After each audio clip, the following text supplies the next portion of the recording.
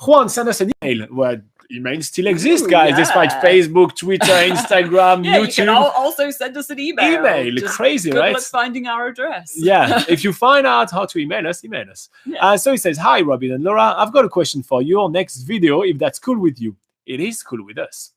What are your favorite things to do in Wanaka, please? I'll be there for 3 days and I have nothing planned.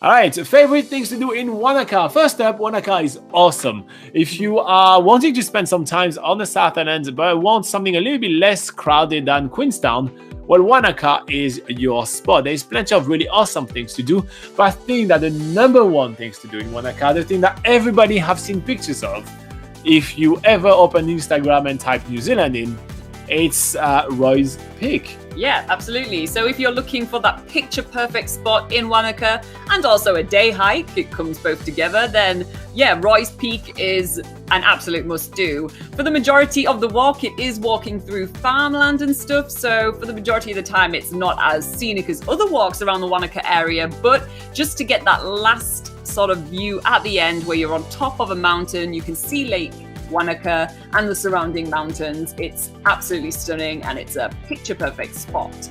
But speaking of picture perfect spots, another place you can go to is #ThatWanakaTree. So if you are in the town and you're looking at the lake, if you follow the walkway on the lake to the left side, you'll quickly come across this lonesome tree in the water ready for its photo to be taken.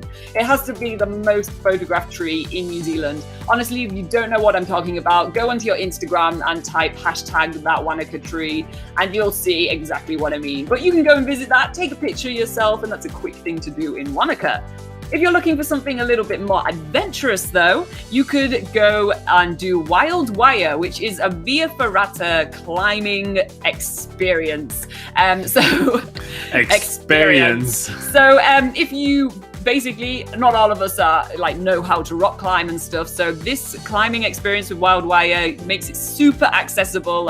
As long as you can climb a ladder, you can do this awesome obstacle course. It goes up several different waterfalls, takes you really high up onto this mountainside.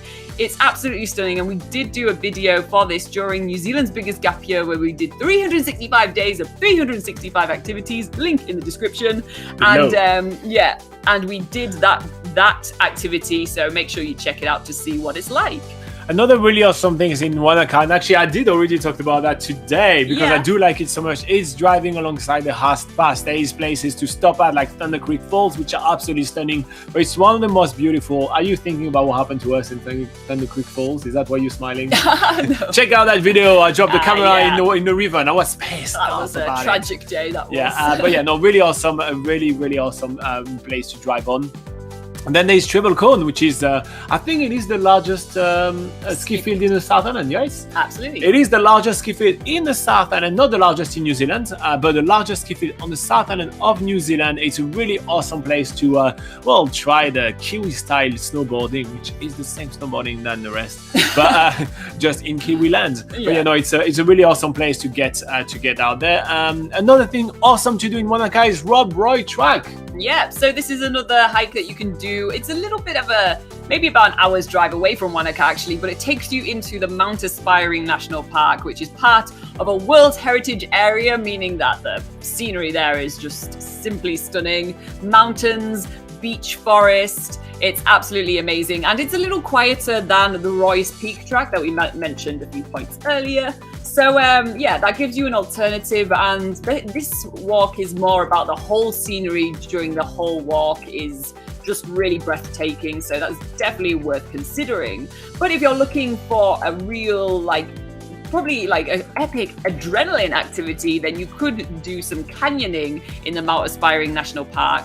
Now, there's several canyoning operators in Wanaka. One of them is Deep Canyon. And what canyoning is basically is making your way through a canyon or a river gorge and doing some crazy stuff, making like basically nature is your playground. So for instance, you'll be doing abseiling, you'll be jumping off waterfalls, swimming, climbing. There's loads of different stuff that you'll be doing, and it's absolutely insane, but really, really epic. But on the opposite end of that, less adventure, more whimsy is more whimsy. Ooh. Is Puzzling World. Do you want to talk about Puzzling World? Puzzling World is the world of, what's the word? Optical illusions. Oh, God, I was looking for that word for so long.